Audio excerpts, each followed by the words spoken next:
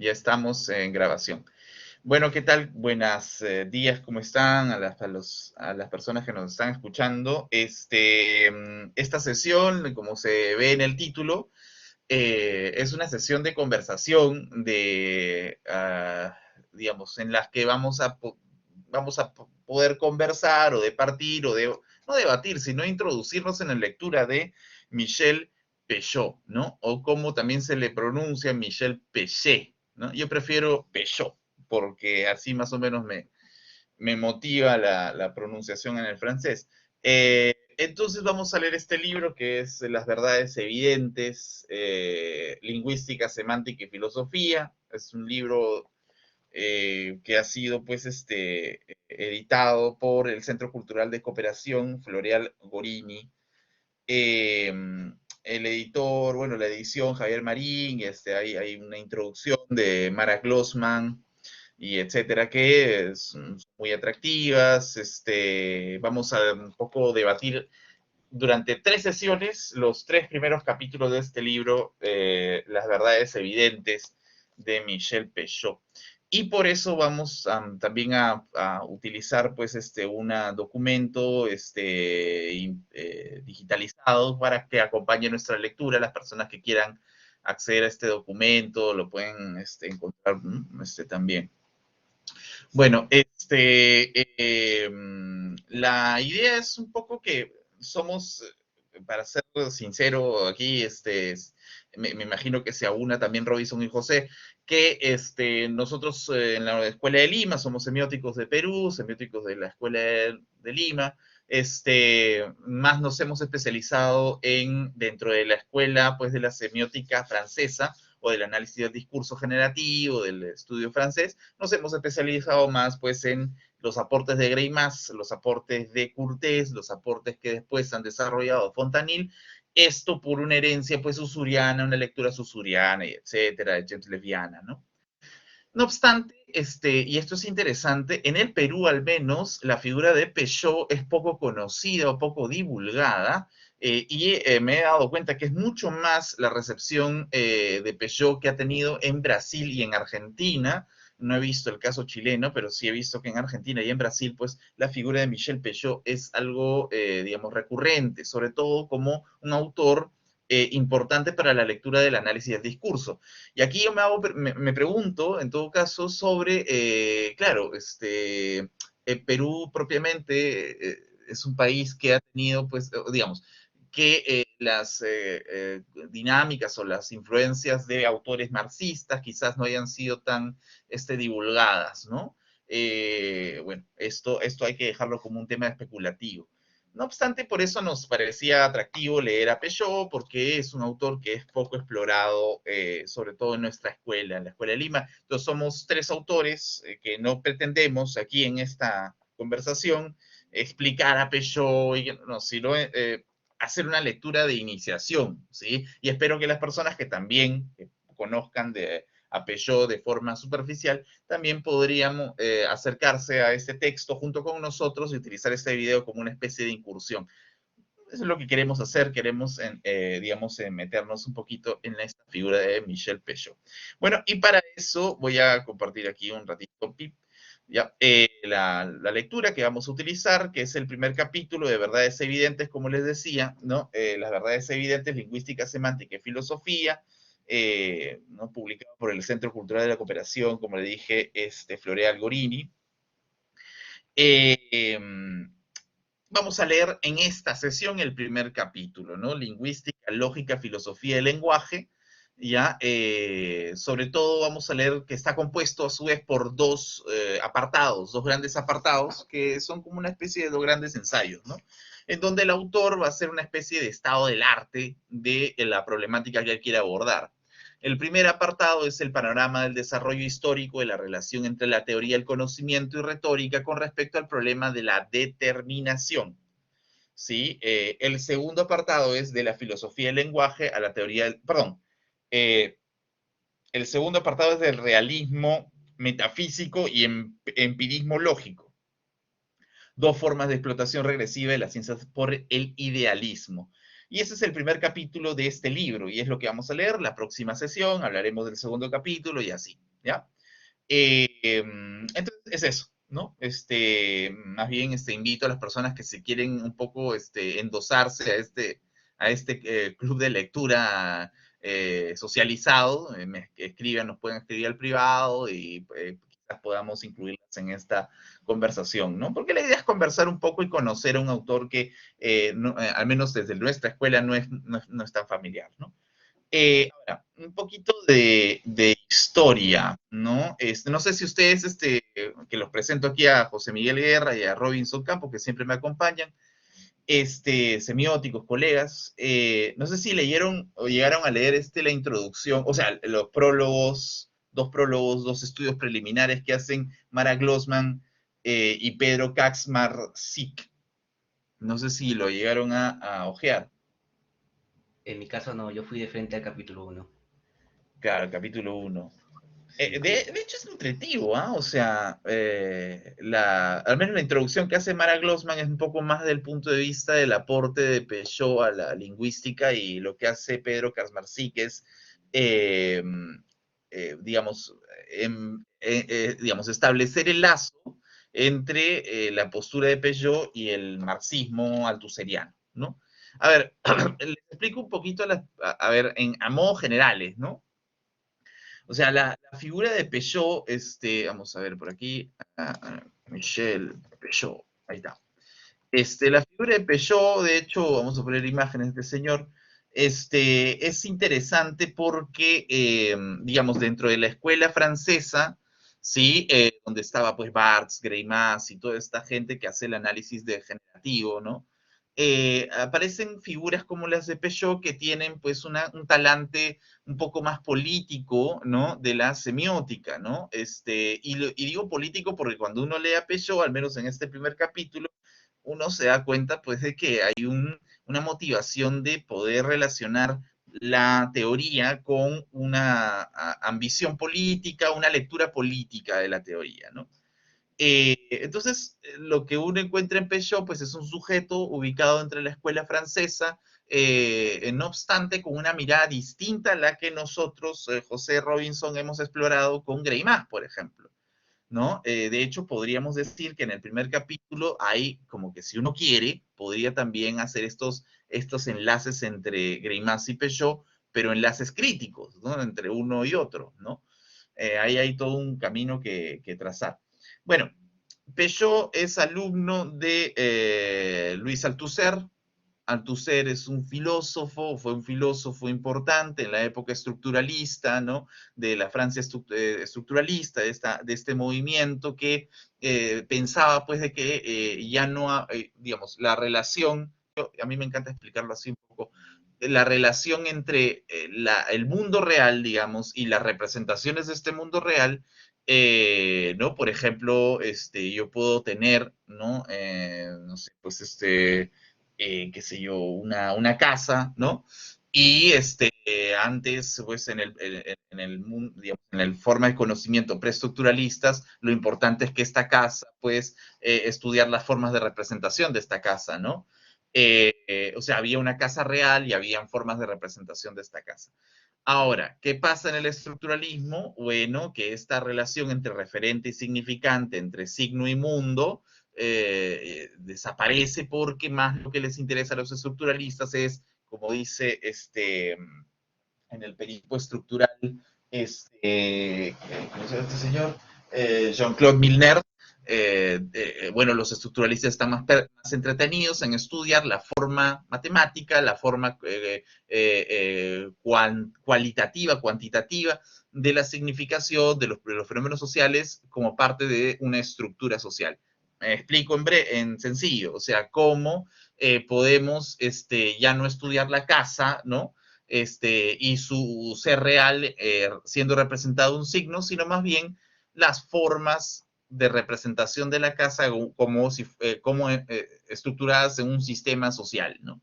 Las significaciones, los discursos de la casa, un sistema social. Ya no me importa el mundo real y sus representaciones, sino el ser mismo de la representación. Me importa cómo se construye la representación como tal, cuál es el sistema que le da, digamos, fortaleza a esta representación, ¿no? Entonces, al menos ese es el estructuralismo, ¿no? Del estructuralismo salen pues las corrientes más clásicas, o al menos las más divulgadas, que son la del estructuralismo psicoanalítico lacaniano, el primer Foucault, ¿no? A pesar de que él después diga que no era estructuralista, el primer Foucault al menos, la antropología de Claude Lévi-Strauss, ¿no? Que también es una antropología estructural, y evidentemente, a fin, este canal se llama de semiótica, la semiótica estructural, ¿no? Entonces, es un contexto en donde me parece, si pensamos en este señor Peugeot, vamos a ver de que se habrá encontrado pues con toda una academia que está pues orientada a, estructuralista, que está orientada pues al estudio de las formas de representación, de la sistematicidad de la representación y el estudio de la significación, en el caso semiótico, ¿no? Estructurada también, es decir, entendida como categorías, modelos, formas, digamos, modelos, categorías, que componen la significación y el sentido, ¿no? Ya, pero me parece que cuando uno lee las verdades evidentes, inmediatamente uno se da cuenta de que Peugeot tiene pues un enemigo, ¿no? Yo creo que eso es algo bien interesante, ¿no? Creo que, digamos, cuando uno hace ciencia, hace semiótica, hace filosofía, siempre tiene, ¿no?, una especie de enemigo, ¿no? Que es una doxa, ¿no? A la cual quiere combatir, ¿no? Por ejemplo, qué sé yo, ¿no? Kant tenía frente de sí a una doxa que quería combatir, que era la doxa de la, digamos, del juicio analítico y el juicio sintético, o sea, de lo empírico y lo ideal, ¿no? O lo racional, el racionalismo y el empirismo, ¿no? Entonces, lo que quiere hacer Kant es, digamos, sobrepasar esta bipolaridad y hacer una propuesta crítica que reúna ambas corrientes. En el caso de Marx, pues la doxa es, o su combate, su enemigo, pues es la producción tanto intelectual como la producción económica, política económica del capitalismo, la forma capital. Bueno, en resumen, que me parece a mí que los autores siempre tienen, pues, el propio Greimas también, ¿no? Tienen bien claros sus enemigos, ¿no? Sus doxas. No sé si notaron ustedes cuál fue o quién creen ustedes que es un poco aquello que Peugeot quiere combatir en el primer capítulo de este libro, Robinson, Miguel. No sé si notaron ustedes o qué me dirían ustedes que ha sido como que la personificación a la cual Peugeot quiere construir para a partir de eso proponer una postura. No sé si, ¿qué me dirían ahí? Si notaron ahí un enemigo. Tal vez sea la retórica, la lógica, me parece, como que aborda esos dos conceptos, pero de otro rollo. Creo que se corta un poco Sí, Robinson. se corta Robinson. ¿Me escuchas bien, Robinson? Sí. Me escribes al chat si se escucha bien. Sí, sí, Tú, José. Ya. José, más o Yo, menos que. sí, yo creería que hay como que una parte en donde habla justamente de la retórica de las figuras. Espérate, déjame buscarlo. Este, no sé, siento como que habla en un momento de la dualidad entre el habla y el escribir, ¿no? Ah, sí. Este, el habla y el escribir, ¿no? Como el arte de hablar y el arte de escribir, y, y al menos desde una postura personal, yo sentiría como que, este, que el escribir es más dogmático, ¿no? Es dogmático en sí, que de hecho lo menciona, y ese es el dogma que quiere refutar. No sé si tal vez yo me enfoqué mucho en esa parte, pero entendí eso Claro. por ahí. hay una problemática particular ahí, ¿no? En mi opinión, o sea, me parece que, digamos, la ambición, Robinson dice, o sea, la retórica lo aborda, pero ya no como estructura. Ajá, ahí hay una clave también, ¿no? En mi opinión, digamos, también por los títulos, ¿no? De hecho, uno lee los dos componentes de la primera parte. De hecho, el título es Panorama del desarrollo histórico de la relación entre la teoría del conocimiento y la retórica con respecto al problema de la determinación. O sea, aquí el problema es la determinación, ¿no? Los determinantes, la relación determinante, ¿no? Él en este primer apartado habla acerca de esta oposición, ¿no? En la primera página, ¿no? De relaciones explicativas y relaciones determinantes. ¿Han visto eso, no? Relaciones Sí, explicativas, claro. relaciones determinantes. Sí, sí. Que ahí empieza más o menos, ¿dónde está? Ahí me pasé mi capítulo, aquí está. Sí, ¿no? La explicación y la determinación, ¿no? En esa oposición, esa es la oposición que él va a construir como esta enemigo, por decirlo de algún modo, que él quiere desentrañar o quiere estudiar en este primer apartado. Pero en el segundo creo que le da, o sea, este primer capítulo le sirve para él llegar a este segundo este apartado, que es el realismo metafísico y empirismo lógico, dos formas de explotación regresiva de las ciencias del idealismo. O sea, que este señor tiene como, digamos, objetivo, pues, combatir o al menos desentrañar, estudiar, hacer un estado del arte en este primer capítulo sobre la determinación y el idealismo. ¿Qué relación puede haber qué es determinación en principio? ¿Y por qué me está poniendo este problema, no? Y además, ¿y qué tiene que ver esto con el idealismo? ¿No? Pensamos nosotros. Bueno, vamos a tratar de hacer alguna comprensión de esto, ¿no? Vamos a empezar. En la primera página, de hecho, es lo que me decía José Pucha, empieza con Chomsky, después se va a Leibniz, después se va a Kant, después a Husserl, después a Frege, y uno como que se encuentra que está, digamos, sobrepasado por la historia de la filosofía, ¿no? ¿No? Bueno, Chomsky no es filósofo, es lingüista, pero él empieza con Chomsky. Y empieza con Chomsky porque hace cita de la lógica de Port Royal, ¿no? Y para poder, pues, comprometernos a una doble conceptualización, dos conceptos que que le parecen importantes a él, empezar a dar luz o a empezar a estudiar, ¿no? Y estos dos conceptos son las distinciones entre digamos, lógicas explicativas, ¿sí? Y las lógicas determinativas, ¿no? O determinantes o determinadas, ¿no? Entonces, explicativo y determinativo, ¿no? O son dos, es un par que nos va a acompañar durante todo este primer capítulo, ¿no? Pero ¿qué son? ¿Qué son explicativo y determinativo? ¿No? ¿Y qué tiene que ver esto con Greimas, con la semiótica, con el análisis del discurso? Lo que pasa es que, digamos, lo explicativo y lo determinativo va a ser, pues, resuelto, vamos a ver características de esta pareja durante todo el texto, ¿no? Pero leamos, ¿no? Él cita a Chomsky, ¿no? Y dice, en ella se desarrolla una distinción entre cláusulas de tipo relativo explicativas y determinativas, ¿no? La distinción se basa en un análisis anterior de la comprensión y la extensión de las ideas universales, en términos modernos, análisis de significado y de referencia. La comprensión de una idea es el conjunto de atributos esenciales que la definen. Ojo con eso. Y él sigue, ¿no? ¿Y qué es entonces la extensión, ¿no? O lo determinado? La extensión de una idea son los objetos a los que se puede aplicar la palabra que expresa la idea.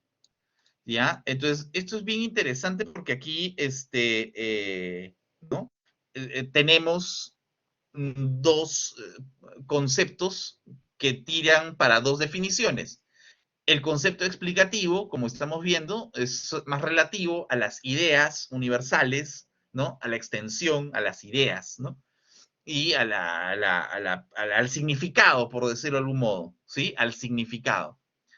Por otro lado, la extensión, perdón, sería, o lo determinativo, ¿no? Sería la aplicación de esas ideas en objetos empíricos concretos, ¿no? Entonces, no sé si se me entiende, pero aquí yo pondría una primera relación, ¿no? Yo pondría aquí, por ejemplo, que un ratito, esta relación, ¿no? La explicación, ¿no? Y la determinación, ¿sí? Estas dos relaciones, que son relaciones lingüísticas, pues en mi opinión, no sé qué opinan, están definidas por el par virtual, ¿no? Y actual. Ahorita voy a explicar qué es esto. ¿Cómo que virtual actual? Sí, pues, porque de alguna manera la explicación llega a ser, pues, el pensamiento, ¿no? La idea, el pensamiento, si quieren, la idea, mientras que la determinación es, pues, la actualización del ser, ¿no? O sea, vamos a ponerlo como el ser, pero es básicamente la instanciación de esa idea, o la instanciación de esa idea en el estado de cosas, ¿no? Podemos llamarlo así, ¿no? O sea, si quieren, para ser más burdos, disculpen las personas, un estado de cosas, aunque, bueno, más o menos, ¿no? Un estado de cosas, ¿no? Ya. Entonces, explicar, digamos, va a ser, pues, una relación lingüística que se va a formar de acuerdo, pues, a premisas lógicas, ¿no? Vamos a partir por la lógica, porque él parte por ahí, a premisas lógicas que van a crear, pues, de alguna manera, efectos en un estado de cosas, ¿no? Por ejemplo, para pensar esto, Peugeot, aquí, espérense, vamos a ir en orden. Está aquí ya, listo. En la página 55, ¿sí? En la página 55, Peugeot, justamente para explicar esto, vamos a regresar al texto aquí. En la página 55, Peugeot dice esto de acá, ¿no? A ver, ¿no? Vamos a partir de esta primera. Ahí está, ya. Listo. Dice, tal es para los gramáticos del Pogoyal la definición de la relación explicativa, opuesta a la primera. Se ve de inmediato que estas dos relaciones no tienen el mismo estatuto respecto a la ontología clásica. Se puede decir, en efecto, que la relación determinativa, por medio del juego de la relación entre comprensión y extensión, concierne exclusivamente al orden del ser, el mundo de las esencias, fuera de cualquier añadidura del pensamiento. Estamos en el nivel en el cual el ser se designa a sí mismo. ¿Sí? ¿Qué quiere decir esto? Esto quiere decir que él está citando el ejemplo que él toma, ¿no? De Arnaud y Lancelot, en esta especie de modus ponendo pones, en esta especie de argumentación que dice lo siguiente, dice, si partimos de la frase Dios invisible creó el mundo visible, ocurren tres enunciados, ¿no? Uno, Dios es invisible. El segundo, Dios creó el mundo. El tercero, por tanto, el mundo es visible. Entonces, cuando yo leo la frase completa, supuestamente está articulada por estos tres juicios. Dios es invisible, Dios creó el mundo es visible. ¿Ya? Entonces, ¿qué tiene que ver esto con lo determinativo y lo explicativo? Bueno, aquí vamos a volver aquí a nuestro esquema. Si yo digo, por ejemplo, ¿no? Repito esta frase de acá, ¿no? Dios es invisible, ¿no? ¿Sí? Dios es invisible. Dios es invisible es justamente un enunciado que habla acerca de la esencia o la identidad de Dios, ¿no? Dios es, ¿no? Ahí hay una ontología, hay un ser, hay un pensamiento, hay una idea, Dios es. Al decir que Dios es invisible, lo que yo estoy haciendo es asignarle un atributo por esencia a esa entidad, Dios. Ya, pero si yo les digo, Dios creó el mundo, ¿ustedes dónde pondrían esto? ¿En la determinación o en la explicación? Dios creó el mundo, ¿es una esencia de la identidad, es una esencia del sujeto, Dios? ¿O es un acto del sujeto? ¿Qué dirían ustedes? No. Es un acto, ¿no? Okay. Dios Un creó acto. el mundo. Sí, sí, es un acto, ¿no? Es un acto, como dice Robinson. Entonces, Dios creó el mundo, no lo puedo poner acá, pues porque Dios creó el mundo no es una esencia, no es una definición del ser de Dios, sino es lo pondría por acá, por ejemplo, ¿no? ¿Sí? O sea, es un acto del sujeto, ¿no? ¿Ya? Ahora, cuando yo digo, y por tanto el mundo es visible, claro, porque si Dios es invisible, pero Dios creó el mundo, por tanto, si Dios creó el mundo, es porque, ¿no? El mundo es visible. O sea, el mundo es visible y ya es nuevamente otra descripción ontológica, es otra descripción de una idea, ¿no? La identidad de la idea de lo que es Dios, ¿no? Perdón, lo que es el mundo en este caso, ¿no? O sea, si ven bien en este ejemplo, este es un ejemplo que saco de Peugeot, que el mismo Peugeot pone, la explicación tiene que ver más con la descripción del pensamiento y la idea de algo, del sujeto. El sujeto es, ¿no? Y es un conocimiento, en sí, pues, digamos, ontológico, hay que decirlo, ¿no? Claro, pero estamos hablando de lingüística, entonces sería más que todo un conocimiento de identidad de un sujeto lingüístico y su definición, el atributo de ese sujeto lingüístico, ¿no? Dios es invisible, ¿no? El mundo es visible, ¿no? Hay una descripción, hay un ser. Pero en este caso, pues, aquí, perdonen, estoy introduciendo categorías que no son de Peugeot, pero para que entendamos los greimacianos. Aquí es, pues, el ser, ¿no? Y este es el hacer, ¿no? Este es el hacer, ¿no? ¿Sí? Entonces, no sé si se entiende esta distinción entre explicación y determinación. Es mejor, ¿no? O está complejo, ¿no? O sea, Por es eso bastante sí, complejo, pero sí está bastante claro, la verdad. claro. Yo creo que partimos por ahí todo, ¿no? La explicación y la determinación son dos relaciones lingüísticas que se comulgan o relacionan con pensamiento e idea, en el caso de la explicación, y determinación, el ser y el estado de cosas. En una oración, en un discurso, por ejemplo, o al menos en un enunciado del discurso, si tenemos, por ejemplo, la frase, ¿cuál es la frase? Dios invisible creó el mundo visible, ¿no? Si tenemos esta frase de acá, la vamos a poner aquí en azulito, ¿no? Dios invisible creó el mundo visible, ¿no? Si tenemos esta frase, entonces, pues aquí podemos reconocer fácilmente cuáles son los determinantes. Los determinantes son todas aquellas expresiones lingüísticas que definen la esencia de algo y los explicativos, las relaciones explicativas son todas aquellas esencias o ideas del sujeto, ¿no? El sujeto de esta oración, que es Dios y el mundo, mientras que el hacer de este discurso está más relacionado a lo que hacen estos sujetos, ¿no?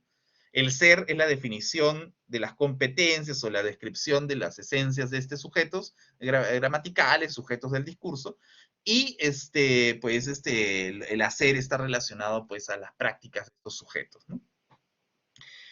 Entonces aquí viene todo el problema, pues. Y ustedes dirán que, ¿qué problema? Yo no veo ningún problema acá. No, es que sí hay un problema. Y el problema para mí, no sé, a lo mejor estoy equivocado, pero para mí el problema, o sea, de acuerdo a lo que se lee, el problema está pues en la relación que existe entre explicación y determinación. Porque aquí viene el problema. A ver qué me contestan ustedes, que creo que es el problema de Peugeot. A ver, ustedes dirían que los explicativos, digamos, determinan o hacen o permiten a los determinativos o es al revés. Los determinativos explican a los explicativos. O sea, si yo te digo, ¿quién es el que determina a quién? ¿No? Dios es invisible, por tanto Dios creó el mundo, o Dios creó el mundo, por tanto Dios es invisible. Me parece que aquí podríamos estar hablando del problema de la determinación, ¿no? O sea, ¿ustedes qué dirían? ¿Quién determina a quién? O sea, determina en el sentido de afecta, ¿no? No pues, o sea, ¿quién sí. mira, aquí bien repetir. Muy bien. Si Peugeot está haciendo esta distinción, esta explicación y determinación, es porque de alguna manera quiere explicar qué es la explicación y qué es la determinación. Ya lo ha hecho, ¿no? La explicación es todo aquello referente pues al sujeto, a la idea, al pensamiento, mientras que la determinación es relativa al ser, al estado de cosas, ¿no? En nuestros términos, la explicación es el ser, ¿no? El ser, Dios es, y la determinación es el hacer, Dios hizo, Dios hace. Ya, chévere. Si aceptamos esa distinción, me parece que Peugeot, el problema, o sea, ¿por qué introduce esto? Porque creo que Peugeot quiere ver cómo se determinan ambas nociones. O sea, la explicación determina la determinación, es decir, Dios es invisible, la expresión Dios es invisible, es la que asegura que podamos decir que Dios creó el mundo. O sea, afirmar que Dios es invisible asegura que Dios creó el mundo o Dios creó el mundo y por tanto el mundo es visible y Dios es invisible también. Y aquí viene el tema, ¿no? O sea, es mi pregunta, reitero mi pregunta. Para ustedes, ¿quién determina qué? ¿No? ¿La explicación determina la determinación o la determinación es la explicación? No sé, a lo mejor es un problema. ¿Qué dicen ustedes? Ok, ok, ¿Qué dicen ya, ahí? ya me quedó un poco, ya me quedó más claro ya el problema este, ¿no? O sea, ¿cuál está subordinado a cuál en tal caso, no? Ajá, sí, es una mejor. Claro, ¿cuál está subordinado a cuál? Y de hecho me recuerda mucho a este dilema sartreano que habla de la esencia y la existencia, pues, ¿no? Ajá, sí. Sobre, perdón que me vaya por las ramas, pero es lo que me vino a la mente ahorita No, en pero este tema, Peugeot también se va, así que tú también puedes irte. ¿Eh? de, de que, por ejemplo, en el caso sartreano es de la existencia precede la esencia, o en el revés, rayos, me olvidó. Pero más o menos por ahí va la cosa, ¿no? La subordinación de uno sobre el otro. Claro, claro, claro. ¿No? Claro, ahí también, no sé si me escuchan, Sí, creo que Peugeot, eh, ajá. o sea, también, sí, agrega un problema más, que es el concepto de subjetividad, ¿no? Ajá, Entonces, ajá. claro, la subjetividad, ¿dónde está? ¿No? ¿Está en la explicación o en la determinación? Entonces, Eso. creo que también se complejiza un poco más.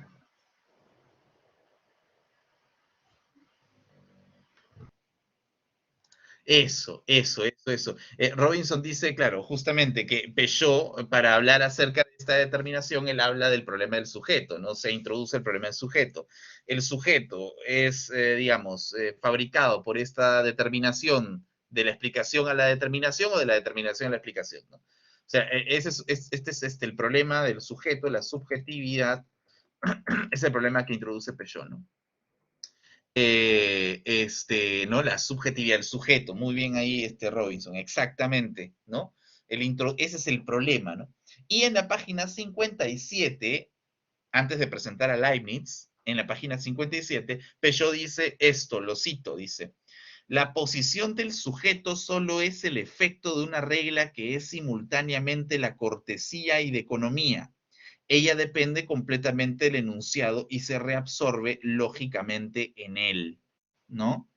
O sea, él habla acerca de la subjetividad como una posición del sujeto. ¿Y qué tiene que ver con esto? Bueno, pues es que la posición del sujeto justamente se determina por esta relación entre explicación y determinación, ¿no? O sea, depende desde qué perspectiva miras este problema, como para la metodología, para una ciencia social, para etcétera, el problema del sujeto, la posición del sujeto se va a ir construyendo. En el caso de Peugeot, él va a decir que la posición del sujeto es una regla, o sea, es una aparición explicativa, ¿no? A partir de un enunciado, a partir de, pues, un juego, ¿no? Un juego ideológico, un proceso ideológico, perdón, un juego de las determinaciones.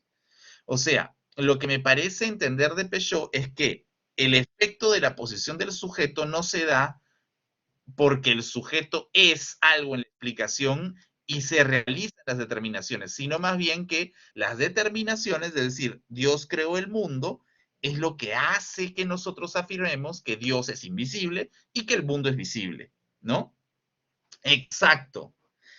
Cuando él dice que la gramática como dogma, o la gramática como entendida como dogma, él creo que se refiere a este ir de la explicación a la determinación, o sea, cómo existen reglas que son explicativas, que están definiendo, digamos, categorialmente, pues, las disposiciones del discurso, de la significación, etcétera, ¿no? Definen, construyen objetivamente la significación, ponte, no sé, del sujeto, y después que definen, en base a reglas, en base a dogmas, son aplicadas en determinaciones. Dios es invisible. Eso determina que Dios creó el mundo, ¿no? ¿Ya? Entonces, no obstante, repito, para Peugeot parece que el problema es al revés. El sujeto, la posición del sujeto es más bien el efecto de la subordinación, no sé si subordinación es una buena palabra, pero de la determinación de las relaciones determinantes o determinativas frente a las relaciones explicativas, ¿no? O sea, Dios es invisible porque Dios creó el mundo. El mundo es visible porque fue creado, no porque el mundo es visible, es creado, sino al revés. El mundo es creado y por tanto es visible, ¿no? Entonces, ahí está, me parece, el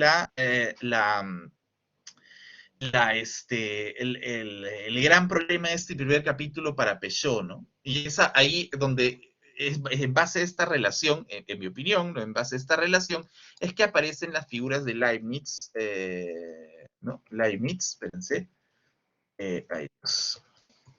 Ya. Es la figura de Leibniz, la figura de Kant, ah, sí, un rato. La figura de Kant, la figura de Husserl, ¿no? Y, bueno, antes de Husserl, Frege, ¿no? Frege, ya está. ¿No? O sea, ¿no? Aparecen estas figuras de la historia de la filosofía, ¿no? En su ensayo. ¿Por qué? Porque si ustedes ven más o menos bien, me parece que cuando cita Leibniz, él va a hacer esta relación entre contingente y necesidad, ¿no? Que es necesario y que es contingente, entre verdad de razón y verdad de hecho, ¿no? O sea, cuando él habla de Leibniz, él va a decir, claro, vamos a ver, espérate, ¿cómo hago para borrar esto otra vez? Cuando él va a hablar de acerca, espérense, ¿cómo se hace esto? Un ratito que aquí estoy en una, ya no puedo borrar, ¿no? ya fue.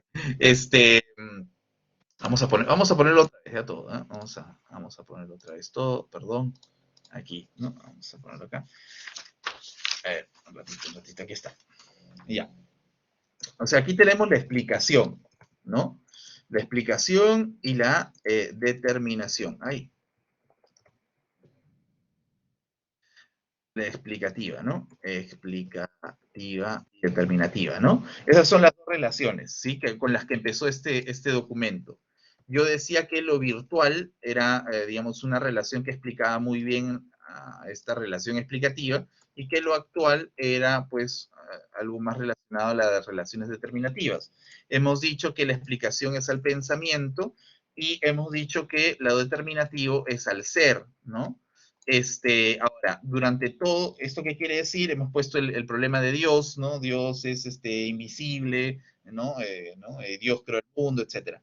Ya, el caso, lo que me parece que va a construir aquí Peugeot es justamente la problemática de cómo estas dos categorías pueden o no estar divididas, ¿no? Entonces, cuando él habla de Leibniz, él va a introducir justamente estas relaciones de verdades vamos a ver, verdad de hecho, ¿no? Y verdades, perdón, verdad de hecho aquí, y verdades de la razón, ¿no? Como una relación verdades de la razón, ¿no? Es como que Peugeot va a decir, claro, en Leibniz, por ejemplo, se ve claramente que las verdades de la razón son necesarias y que las verdades de hecho son contingentes, ¿no?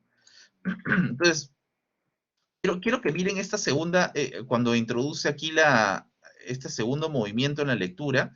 El primer movimiento fue definirnos qué era una relación explicativa y dejarnos con la pregunta quién determina quién, ¿no? ¿Cuál es la posición del sujeto, ¿no? ¿Cuál es la posición del sujeto? Pero en la segunda parte de la lectura me parece que Peugeot quiere hacer más o quiere construir más toda esta pregunta sobre la historia de la filosofía, cómo ha resuelto la cuestión. O sea, cómo o cuál ha sido, pues, la postura de la filosofía, la historia de la filosofía sobre esta cuestión entre explicativo y determinativo, entre pensamiento y ser. Entonces, por eso él va a hacer, pues, esta especie de recopilación en Leibniz, ¿no? Donde vemos que hay, claro, eso, un estado del arte. Es lo que está haciendo, me parece, ¿no? En Leibniz, por ejemplo, se ve claramente que las verdades de la razón pues, están relacionadas con la necesidad, mientras las verdades de hecho son contingentes. Esto quiere decir que existen una racionalidad o existe un proceso racional que es inmutable y que determina, ¿no? Determina, ¿no? Aquí está, determina pues a los procesos contingentes, ¿no? A los procesos contingentes. Después de hablar de Leibniz, lo salteo rápido a Leibniz, Peugeot empieza a hacer esta misma búsqueda, ¿no? En otros filósofos, ¿no? Que para un poco resumir, ¿no? Que es como lo que pasa en Kant, ¿no? Lo que él descubre que en Kant es que justamente los juicios analíticos pues se oponen a los juicios sintéticos. Ya sabemos que Kant quiere encontrar los juicios analíticos perdón, juicios sintéticos a priori, es lo que quiere Kant, ¿no? Quiere un poco resolver esta polaridad, pero Kant parte también de combatir esta polaridad, ¿no? Sí, en Descartes también lo señala por aquí, ¿no? Pero iba un poco en este camino, ¿no? En el camino que Peugeot hace, pues es una especie de estado del arte, Leibniz, ¿no? Y este es Kant, aquí, ya, ¿no? No, aquí, para abreviar rápidamente, los juicios analíticos, por ejemplo, yo puedo decir, un juicio analítico, ¿no? El agua es, qué sé yo, H2O, ¿no? H2O es el agua. Es un juicio analítico, yo lo sé. O, por ejemplo, eh, una rosa es una flor, no sé, ¿no? Es una definición de identidad, ¿no? En cambio, el juicio sintético es, o por ejemplo, un juicio analítico podría ser el agua ebulle a los tantos grados. En cambio, el juicio sintético es un juicio empírico, ¿no? Es un juicio que yo tengo por la propia experiencia, ¿ya? Entonces, fíjense cómo claro, los juicios, claro, yo creo que es sintético, ¿no? Es básicamente un juicio empírico de tu propia experiencia. En cambio, los juicios analíticos están más relacionados con las formas de la razón. Y eso está muy emparentado con Leibniz, ¿no? Ahora, no es que Kant sostenga que hay juicios analíticos y sintéticos y que él quiera ir por los analíticos, no, sino que él quiere resolver este problema y hacer su crítica en base a los juicios sintéticos a priori. Pero eso es otro problema. Pero Peugeot introduce esto porque le parece que aquí hay, que Kant hace una buena, o sea, detecta bien esta doble relación, ¿no? Juicios analíticos, juicios sintéticos, verdad es la razón, verdad es de hecho, explicativo, determinativo. Ven un poco lo que quiere, él quiere hacer, ¿no? O sea, quiere redundar en esta idea de que existe pues una separación, ¿no? Una separación entre el pensamiento y la aplicación de ese pensamiento en el mundo, ¿no? Entre un lenguaje entendido como formal, si quiere, ¿no? Vamos a ponerlo acá, ¿no? Un lenguaje formal, la forma, y un lenguaje, pues, entendido como sustancia, ¿no? Como sustancia, ¿no?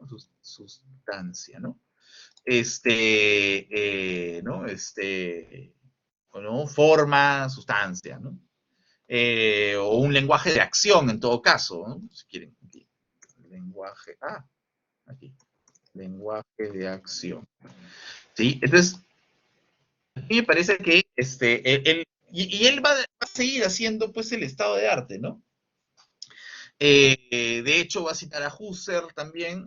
Husserl, ¿no? Ahí estamos acá, Husserl, ¿no? Y va a hablar acerca de también una polaridad que parece interesante, ¿no? Que me parece que esto está en la página, ¿dónde está con Husserl? Se mete con Husserl. Sí, en la 61 habla de Kant, en la 62, 63, ahí habla acerca, exacto. Expresión objetiva y subjetiva, ¿eso? Eso, exactamente. Expresión objetiva, ¿no? Y expresión subjetiva, ¿no? Ah, ¿qué tal? Sí, entonces, claro, a ver, en resumen, también Husserl, pues, tiene esta, bueno, según Peugeot, las expresiones objetivas, y vamos a leerlo aquí, ¿no? Exacto, sobre la representación. Vamos a leerlo, está en la página 63, ¿no? Aquí. No, dice, pero fíjense, está reiterando siempre esta polaridad, ¿no? Decimos, la expresión objetiva según Husserl, decimos que una expresión es objetiva, sí. Cuando liga o puede ligar su significación tan solo mediante un contenido vocal aparente, y es comprendida, por tanto, sin necesidad de tener en cuenta la persona que se manifiesta y las circunstancias de su manifestación. En las expresiones objetivas figuran, por ejemplo, todas las expresiones teoréticas, esto es, las expresiones sobre las cuales se construyen los principios y los teoremas, las pruebas y las teorías de las ciencias abstractas. Ojo, aquí, digámoslo, la expresión objetiva puede relacionarse bien con esta relación explicativa de la que yo les hacía mención, ¿no? En el comienzo del texto. La relación explicativa es o podría ser asumida también como una expresión objetiva, ¿sí? O sea, teorética, la forma, pues, la forma. ¿No? La expresión subjetiva, en cambio, decimos que es una expresión esencialmente subjetiva y ocasional, o más brevemente, esencialmente ocasional. Y acuérdense cuando Peugeot decía, pues, que las expresiones determinativas eran incidentales. Y me parece que la expresión subjetiva, pues, es más relacionada que lo que dice aquí, ¿no? Sobre esta relación, pues, más del estado de cosas, ¿no? La experiencia, más determinativo, ¿no? Por otra parte, ya bueno, ¿no? De tal suerte que le es esencial orientar su significación actual en cada caso por la ocasión y la persona que habla y la situación de esto. Entonces, aquí tenemos, por ejemplo, seguimos en el estado del arte y ya va a estallar pronto la postura de Peugeot, ¿no? Porque le sigue dando a Husserl y va a decir que sí, que sí, ahorita está apareciendo el sujeto, o sea, el sujeto es la problemática de este problema, ¿no? El sujeto es la problemática de todo este problema, pero todavía no aparece en sí, ¿no? Me parece que aquí empieza a ser muy claro Husserl con respecto a lo que tú dices, ¿no? Lo del sujeto, ¿no? Mira, dice, en este estado del arte, digo, ¿no? En el que está haciendo Peugeot. Dice, parece ser que Frege se separa de Husserl en un punto. Ahora, Frege era el padre de la filosofía analítica actual, ¿no? Frege es el famoso que hace sentido y referencia a este gran texto, ¿no? Ya bueno, Frege se separa de Husserl en un punto decisivo sobre el que volveremos más adelante. Se trata de la relación del sujeto con sus representaciones. Y aquí está lo que decía Robinson, o sea, Peugeot está haciendo todo esto porque le interesa pensar la posición del sujeto. Entonces, para Husserl, ¿no? Dice, Husserl expresa esta relación del sujeto por medio de términos como unidad de conciencia o vivencia de la conciencia, haciendo la conciencia el punto cero, el origen de las representaciones. Ya, aquí viene el problema. ¿Cuál es el problema?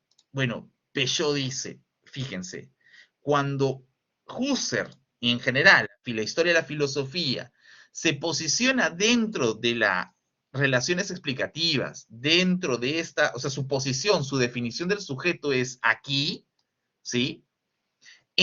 O sea, se podría decir entonces de que su posición de sujeto es una posición idealista, ¿no? O sea, ¿cómo que idealista? O sea, claro, pues, porque lo que le interesa a la filosofía, o bueno, a estos filósofos, es cómo existe una conciencia que es el punto cero el origen, ¿ya? La posición de origen de estas representaciones que vendrían a ser aquí, ¿no? ¿Se dan cuenta?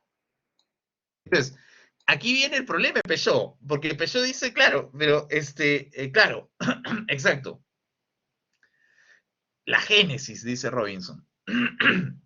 Aquí viene el problema, porque Peugeot parece que está ya develando su postura y está diciendo, ya ven, aquí empieza justamente mi problema. Mi problema es que se empieza el estudio del fenómeno, no solamente del discurso, los fenómenos sociales, desde este punto cero que inicia las representaciones. Entonces, Peugeot es un gran crítico, está siendo crítico acerca de la figura de la representación, donde hay alguien que tiene un contenido que simplemente lo vacía en las determinaciones y en las representaciones. Para Peugeot, esta arquitectura le parece justamente idealista. ¿Ya? Le parece idealista. Vamos a volver al texto. Sigue, dice. Frege, por el contrario, insiste constantemente sobre el hecho de que si las representaciones están ligadas al sujeto, es en tanto este es su portador, dice, lo que deja entrever que las representaciones no podrían encontrar en él un origen. ¿Se dan cuenta? O sea, parece que Peugeot le gusta más Frege, o al menos hasta cierto momento, porque también lo critica, porque parece ser que Frege tiene esta posición donde no es que el punto cero sea la conciencia la que anima la representación, sino más bien es que la acción del lenguaje, o si quieren, ¿no? Las relaciones, las representaciones son las que hacen al sujeto como un efecto, ¿no? Del hacer de las representaciones, ¿sí? Pues es al revés, ¿no? Algo persiano, ¿eh? Me parece, sí, podría, podría ser, ¿no? Pero aquí está el principio de todo y sigue, ¿no?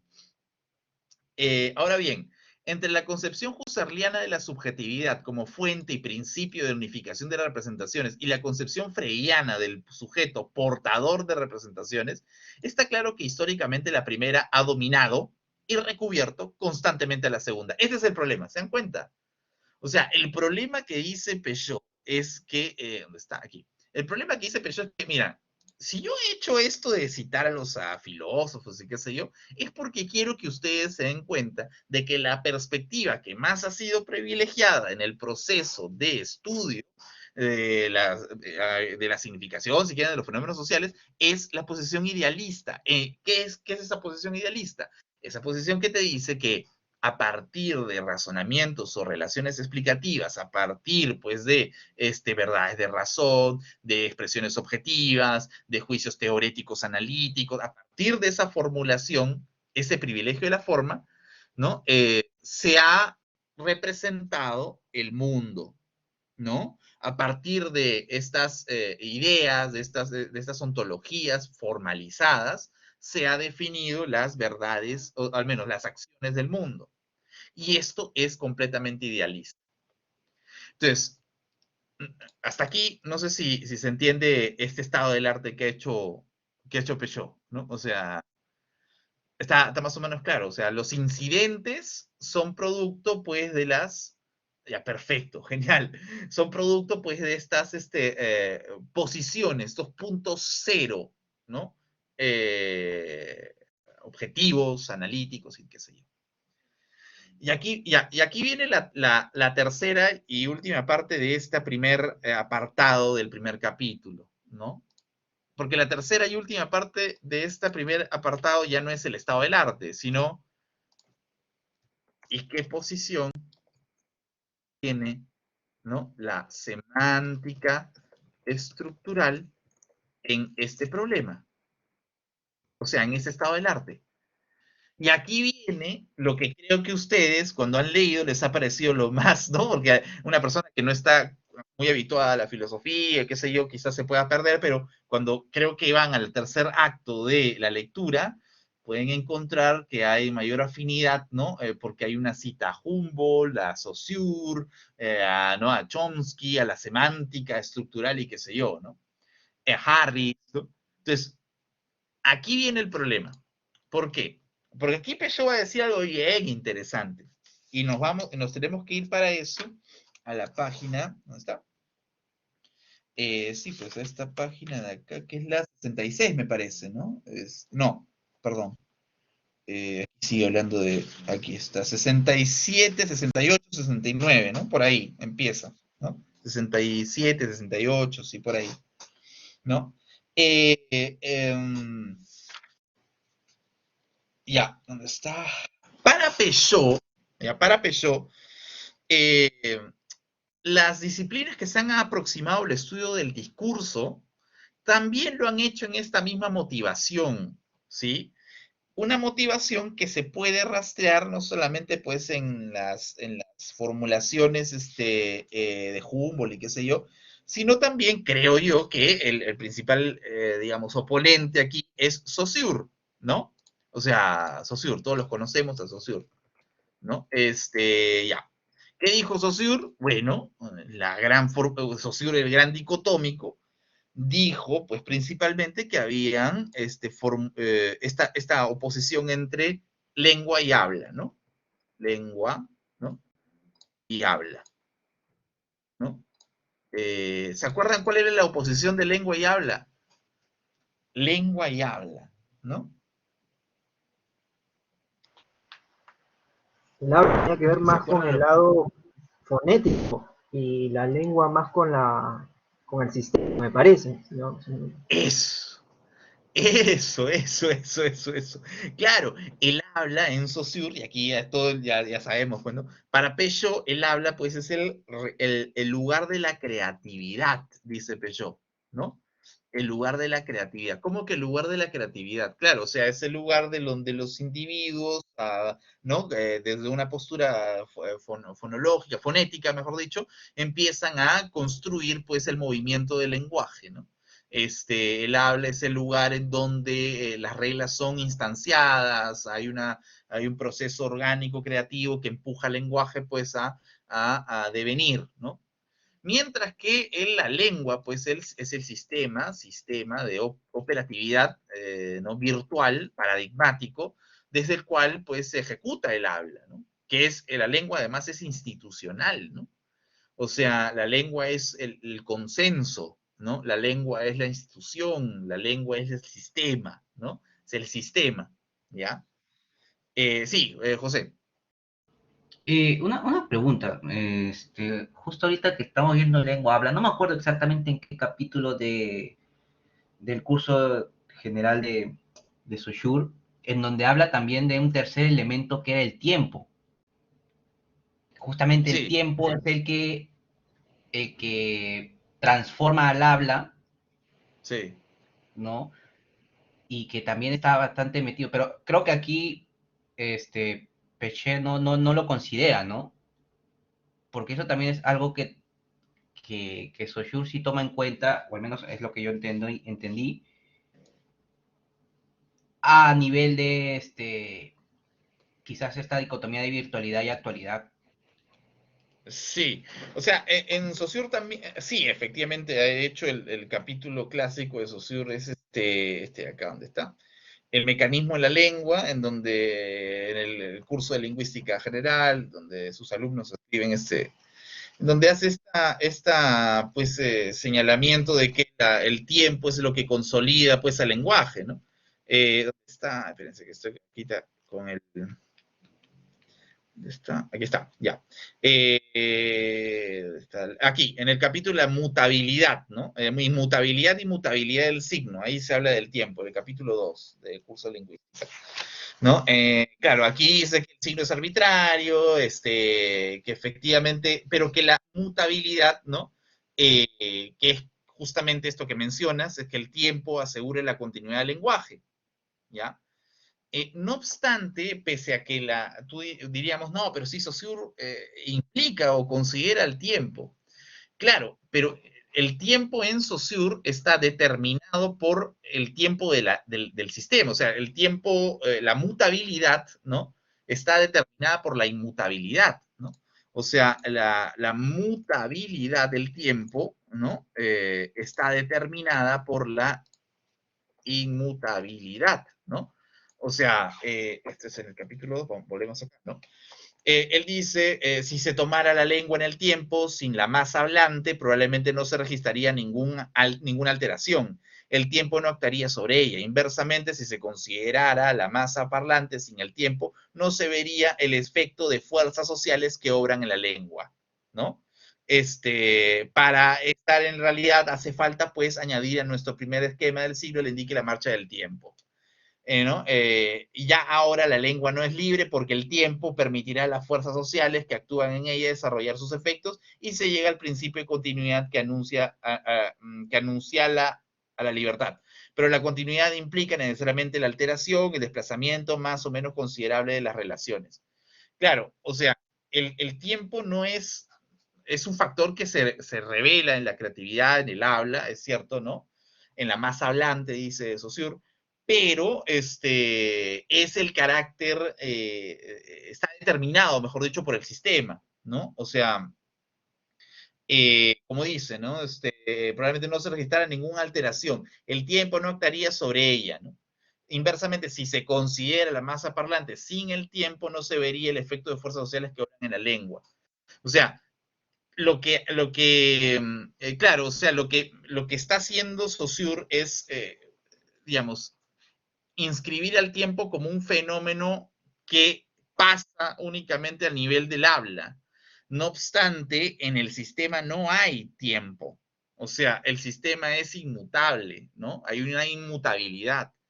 Lo que le molesta a Peugeot es que exista una separación de tal tipo, ¿no? O sea, no sé si me entiendes. ¿Por qué el habla es mutable y por qué el sistema es inmutable? ¿No? ¿Por qué el habla es creativo y la lengua del sistema no? O sea, ¿no? Se entiende que entre ambos que se determina, pero la determinación, digamos, la determinación del mismo proceso del sistema, es una forma, ¿no? Es una forma y esta es una sustancia, ¿no? Entonces, lo que Peugeot va a decir es que, ¿dónde está aquí? Pum, por acá. Al menos para la página 68 empezó a decir esto. Espérense, aquí está, ¿no? Este es 68. Ya, aquí. ¿No? Dice, ¿no? El lector, advertido de las investigaciones contemporáneas desarrolladas en el dominio de la semántica, objetará sin duda que el panorama histórico que venimos a describir, ese estado del arte del cual les comentaba, es al menos incompleto, sino inútil. No habría en efecto que considerar que con Saussure, luego Harris y Chomsky, las relaciones entre lógica y lingüística se han transformado, los estudios semánticos se han renovado a tal punto que la historia de esta disciplina, hablando propiamente, ha comenzado recién hace una quincena de años. El artículo al que hacíamos referencia al comienzo expone, en el caso de Saussure, las razones por las cuales parece de hecho necesario rechazar esta concepción. Ojo, estas razones se vinculan con los efectos de recorte introducidos por Ferdinand Saussure en la lingüística, en la medida en que este recorte determina paradójicamente un fortalecimiento de las ilusiones sustancialistas y subjetivistas en el dominio de la semántica bajo la forma del par ideológico creatividad-sistema. Esta paradoja no es sino aparente. O sea, lo que le molesta a Saussure, a Peugeot, no es el hecho de que, claro, hay un tiempo y todo lo que quieras y que el lenguaje se renueva, ya, pero hay una separabilidad, hay un recorte, ¿no?, que es ideológico entre sistema y creatividad, ¿no? Y esa paradoja es lo que justamente no se entendería si es que no entiendes un poco lo que ha estado haciendo Peugeot en las páginas anteriores, que es una suerte de construcción de una perspectiva afincada, instanciada, institucionada en las ciencias sociales, si quieres, que miran pues, los fenómenos con esta separabilidad entre gramática, sistema, y actualización o habla, ¿no? Una separación, dice. No, y aquí dice, la ruptura saussuriana fue suficiente para permitir la construcción de la fonología, la morfología y la sintaxis. Ella no ha podido detener un retorno al empirismo en semántica. Parece incluso, por el contrario, que el desarrollo de la fonología ha vuelto posible este desvío al hacer de la fonología un modelo que ha permitido reinterpretar en un cuadro formalista concepciones muy tradicionales de la semántica. ¿Qué está diciendo Peugeot acá? Que justamente el modelo desde el cual nosotros podemos estudiar los fenómenos de significación, semióticos, del discurso, son modelos que, al ser formalistas, reinciden en su idealismo. ¿Cómo es esto? Ya, y para eso justamente traigo el problema de la semiótica, ¿no? O sea, al menos la semiótica estructural. Cuando la semiótica con Greimas dice que el modelo, al menos, ¿cómo se llama? El modelo, si quieres, modelo estructural, ¿no? Estructural, ¿se acuerdan? ¿No? Cuando la semiótica dice, sí, fíjate aquí, hay un modelo estructural que se puede concebir en el manejo de las oposiciones como fundamento del discurso, y cómo este fundamento del discurso después se articula de una forma más consistente en expresiones narrativas, ¿no? Expresiones narrativas, así, ¿no? Así, ¿dónde está el otro? Por acá, ya. ¿No? Cuando yo tengo estas estructuras, ¿no? Estas estructuras de la significación, ¿no? El recorrido generativo, y después esto de acá pues se articula en la posición de la espacialización y qué sé yo, ¿no? Ya. Cuando yo tengo un modelo en el modelo estructural, por ejemplo, en Greimas, ¿no? Ahora, yo no digo que Greimas, porque yo creo que más Peugeot está criticando a los greimasianos que al propio Greimas. El modelo estructural justamente podría estar, digamos, siendo atacado, en este caso, por la crítica de Peugeot, cuando dice que las posturas estructuralistas usurianas han hecho que el modelo recaiga en una suerte de formalismo. ¿Por qué? Porque no sé si les habrá pasado a ustedes, de hecho, Robinson, que tú eres docente también, colega semiótico, José también, que cuando ustedes aplican, digamos, el modelo, siempre partimos del modelo y después la aplicación está hacia el corpus, ¿no? Hacia el famoso corpus de análisis, ¿no? O sea, tú tienes el modelo bien bonito, el modelo estructural, y este modelo, estas intuiciones o estas ideas, estas hipótesis, porque es así como lo dice Greimas. Esto de acá son hipótesis, ¿no?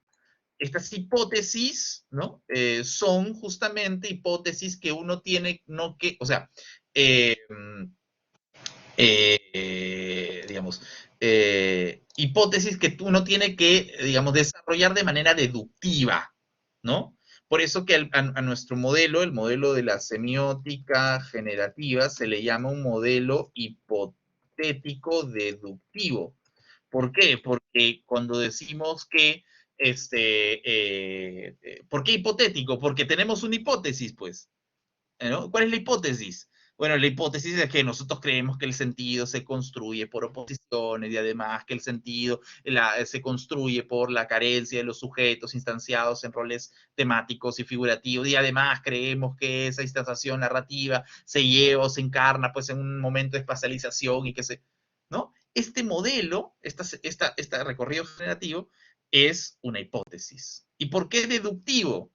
Porque la deducción trata de que tú tienes en base a premisas generales, ¿no? En base a premisas generales, tú puedes llegar, conocidas, ¿no? Tú puedes llegar a principios particulares, ¿no?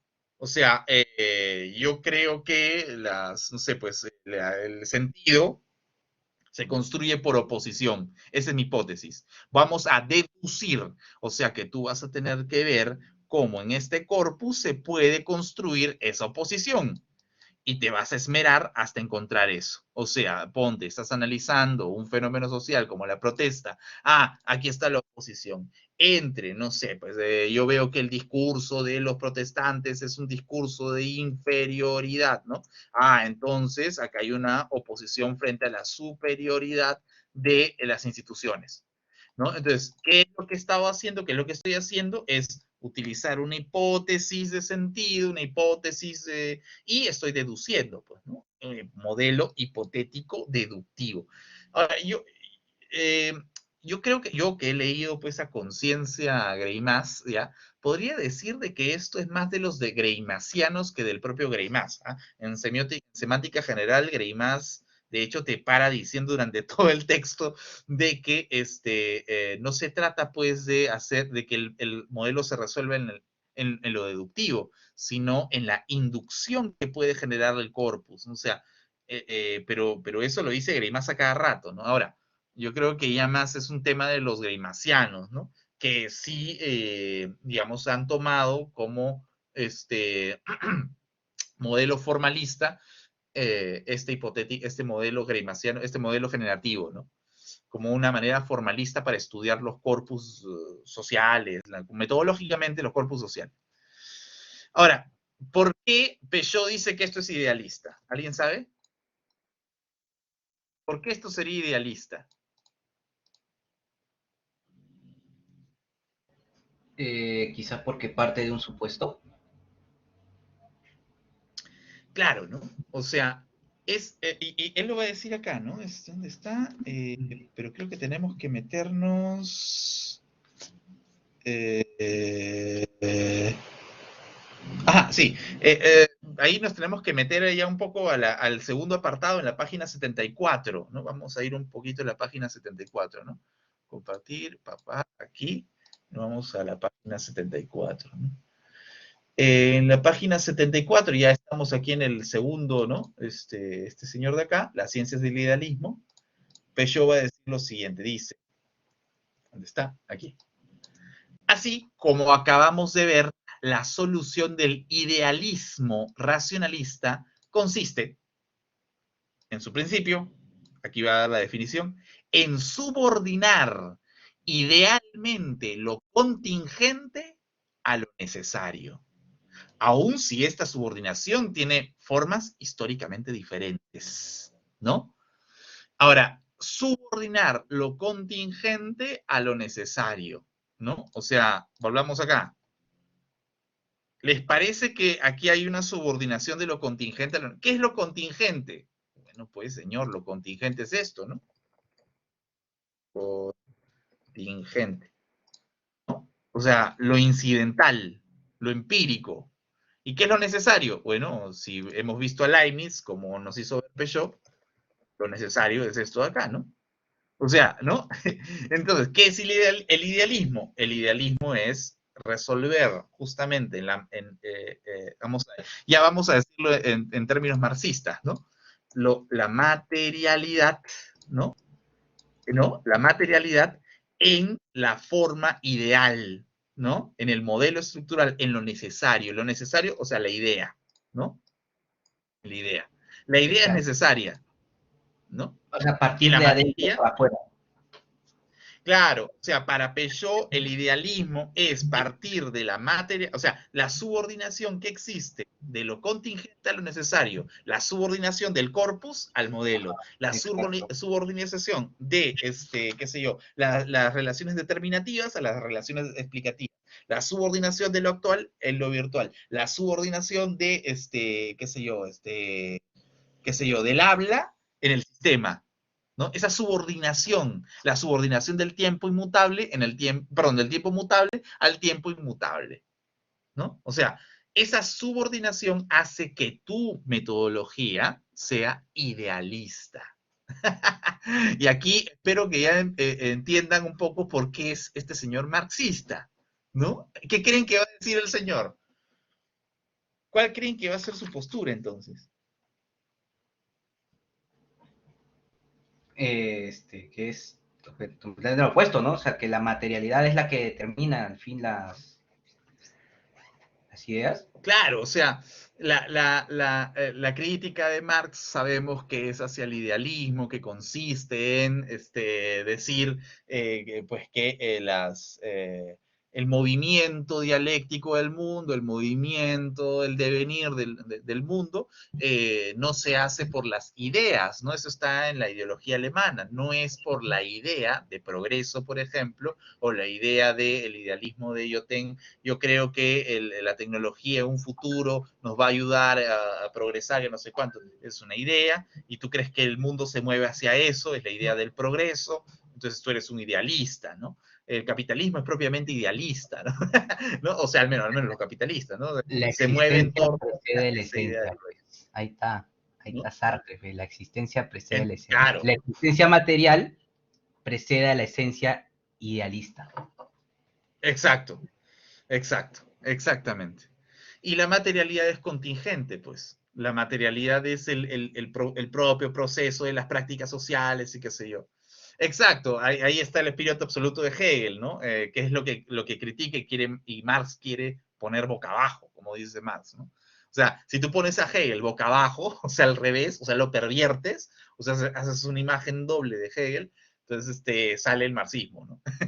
¿No? Que es justamente esta materialidad, esta contingencia, que es la que justamente produce los efectos de conciencia, ¿no? O sea, Husserl es un idealista, ¿no? No es un materialista, ¿no? En este sentido. Bueno, y Greimas es un semántico idealista, o al menos los greimasianos son semánticos idealistas para Peugeot, ¿no? Lo cual, pues yo diría que, digamos, Peugeot, digamos, esto afecta más a los greimasianos, a Fontanil, sobre todo, que a que a Greimas, ¿no? O sea, Greimas sí, o sea, no, Greimas, si tú lees bien a Greimas, digamos, esto se resuelve, ¿no? En semántica estructural está más o menos resuelto, pero tienes que leerlo bien.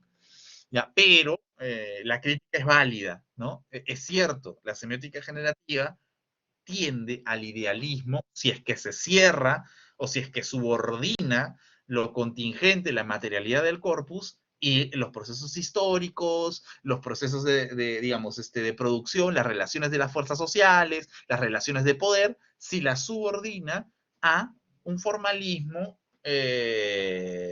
pintado como necesario. ¿Se entiende? Chévere, ¿no?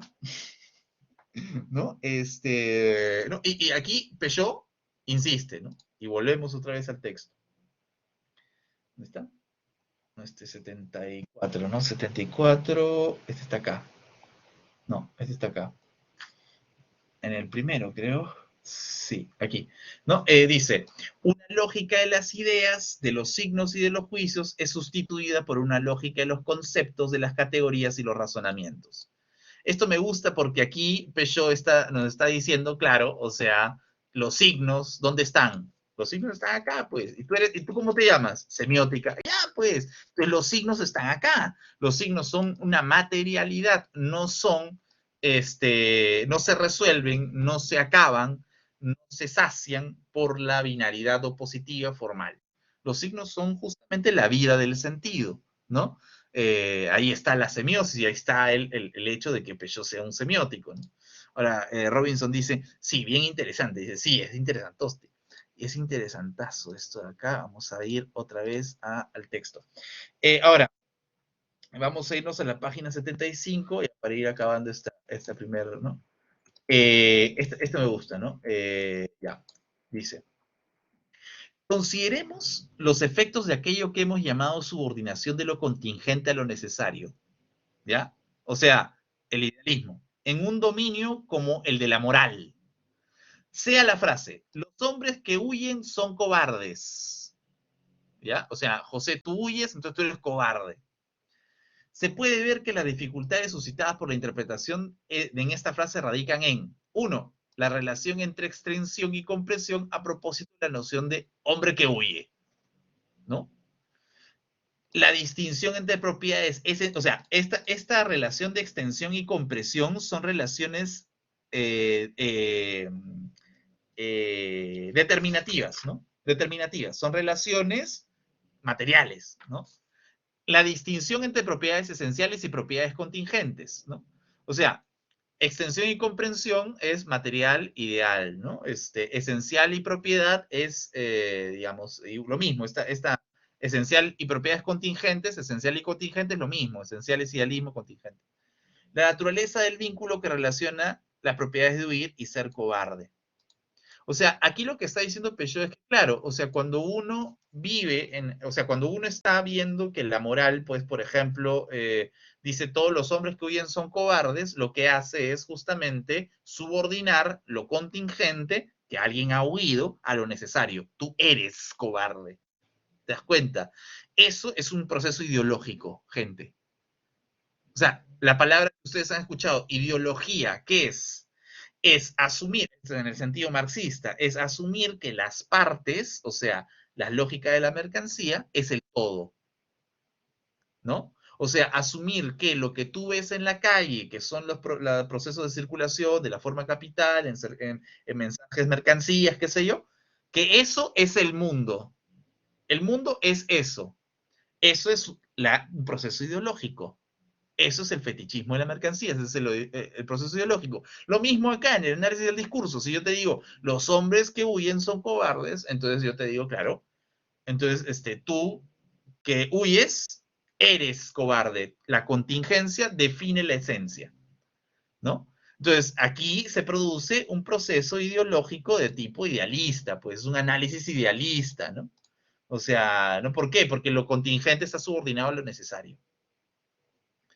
¿No? Entonces, aquí otra vez ataca a Husserl, está bien que lo ataque, me parece genial eso, está atacando a los Husserl, está bien, y después nos vamos a la página 76, solamente para hacer hincapié en que este señor le gusta, a Peugeot le gusta bastante Spinoza, o al menos le da su lugar a Spinoza, porque él dice, si tú revisas la historia de la filosofía, esta tendencia, según él, es pues una tendencia idealista, ¿no? Esta subordinación de lo contingente de lo necesario. Pero en Spinoza no. En Spinoza, dice, es el único que no ha caído en este engaño, dice. Y él dice esto de acá, dice, creo que si el triángulo tuviera la facultad de hablar, o sea, ¿por qué? Porque en el cristianismo supuestamente Dios es humano, pues tiene ese antropomórfico, ¿no? Y crea entidades parecidas a él y por eso creamos nosotros los hombres, ¿no? Entonces eso es idealista. Pero Spinoza dice lo contrario. Creo que si el triángulo tuviera la facultad de hablar, diría lo mismo, del mismo modo que Dios es eminentemente triangular y el círculo diría que la naturaleza divina es eminentemente circular, ¿no? Entonces, Spinoza dice que es materialista por esto, ¿no? Ya, ¿no? Como que Spinoza se da cuenta después de que el hombre, no, Dios no es antropomórfico, ¿no? Sino que Dios es el devenir de las formas, ¿no? La locura de las formas, ¿no? A propósito de eso, hay un cuadro, disculpen que me estoy yendo, hay un cuadro de el entierro del conde Orgaz, ¿no? Que me parece que estimula esto, ¿no? O sea, mientras, ¿no? O sea, es bien pecho, ¿no? El cuadro. Vamos a verlo aquí, cuadrito acá. Vamos a ver acá. Este acá, que está mejor. Vamos a ver si se puede. Está bien chiquito esto. Bueno, ya está. Ahí, vamos a agrandarlo. No se ve nada. Pero bueno, ya. En el cuadro del Cóndor Gas, el entierro del Cóndor Gas, lo que se ve es que en el mundo de los hombres, digamos, la reproducción es formal, ¿no? O sea, el mundo de los hombres tiene una reproducción formal necesaria, del ritual necesario.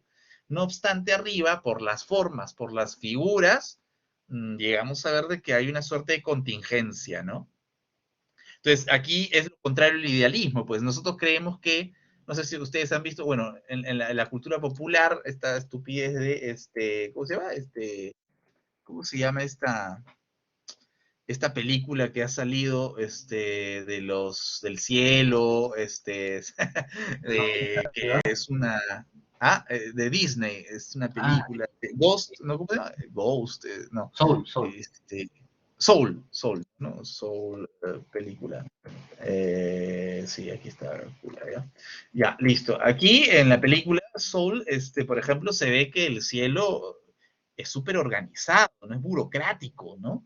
El cielo es burocrático, ¿no? Y entonces, en esa burocracia es reproducida en el mundo que es contingente, ¿no? Y todo ese mundo contingente depende del cielo burocrático. Ya, pues, en la visión del Conde Orgaz, ¿no? En este cuadro se ve lo inverso, ¿no? El mundo del cielo es todo menos una forma, todo menos una regla, todo menos una codificación, todo menos un orden, todo menos un ritmo esquematizado, sino es más bien es una locura frenética de las formas, ¿no? Esto no es idealista, pues. Pero bueno, ya, X. Lo decía por a propósito de esto de Dios, de Spinoza. Bueno, ya. Y una vez que pasamos a eso, bueno, después cita Lenin, qué sé yo, y yo quiero irme acá, a la página 80, que aquí está todo. ¿Sí? El barroco cambia el modelo idealista, eso es cierto, eso es completamente cierto. A ver, aquí viene lo chévere, ¿ya? Dice, existen dos tipos de, siguiendo esta estela, ¿no? Ya para terminar. Existen dos tipos de teorías, pueden ser calificados de ideológicos, ¿no? Estos dos tipos, perdón, de teorías pueden ser calificados de ideológicos. En la medida en que explotan la existencia de disciplinas enmascarando esta existencia de manera que la distinción entre ciencia y no ciencia sea encubierta. ¿A qué se refiere Peugeot? Lo que pasa es que en la página 79 él habla acerca de la división de los mundos, ¿no? O sea, esto acá, ¿no? A propósito de Lenin y toda la cita que hace, ¿no? Aquí está la postura de, para resumir, que creo que ustedes ya lo han entendido, lo están entendiendo.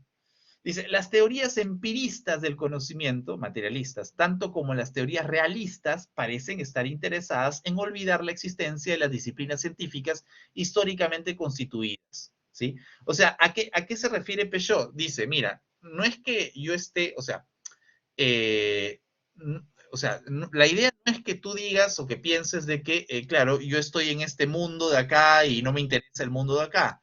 O yo estoy en el mundo de acá y no me interesa el mundo de acá. No es que tú estés en lo empírico o en lo real. Lo que le interesa a Peugeot es la relación que existe entre ambos. ¿No, ojo, ¿ah? No es que él diga, no, él es full empirista y los otros son idealistas. No, no, no. Sino más bien el idealismo es una mirada entre uno y otro, ¿no? Entre la referente y el significante, si quieres, ¿no? O entre el mundo y el pensamiento, ¿no? Es la relación, ¿no? Justamente.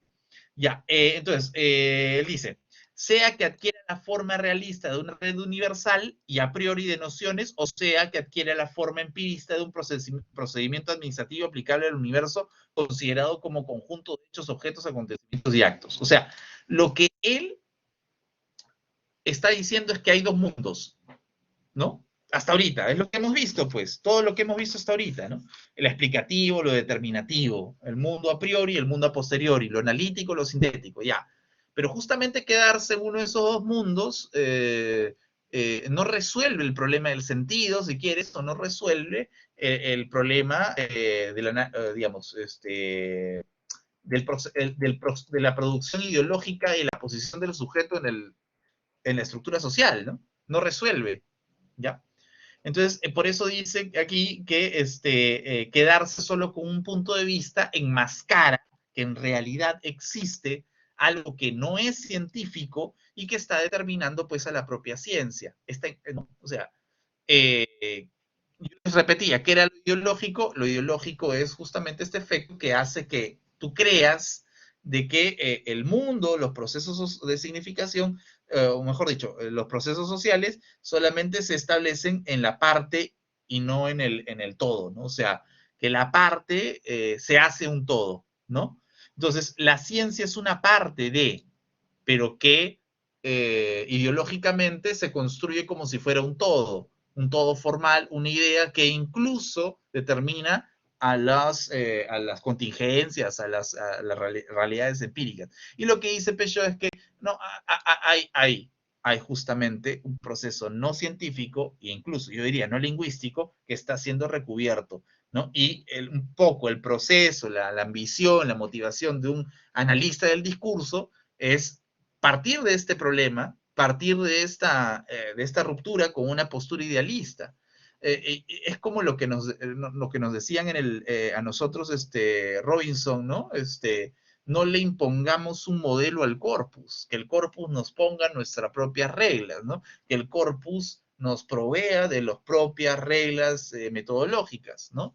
No hay que aplicar de forma hipotético-deductiva a ciegas, sino más bien jugar también a lo inductivo, ¿no? Una hipótesis hipotético-inductiva-deductiva, o sea, ¿no? Jugar, ¿no? Que el corpus nos dé nuestras propias reglas de investigación, ¿no? Y esto es en la página 80, ¿no? Y aquí está justamente esto lo que me parece interesante, ¿no? Encubrir es ideológico. Ideológico que es creer que justamente el modelo es lo que hace al sentido, ¿no? Ideológico que es, ideológico es pensar de que este modelo de acá, el modelo generativo, es el sentido, ¿no? O es la regla del sentido, digamos, ¿no? Eso es ideológico, porque está enmascarando para Peugeot, pues todas las formas contradictorias, la articulación de la realidad ¿no? La articulación de la realidad del corpus mismo, los propios movimientos dialécticos de la materialidad del corpus, etcétera, ¿no? Está ocultando eso, ¿ya?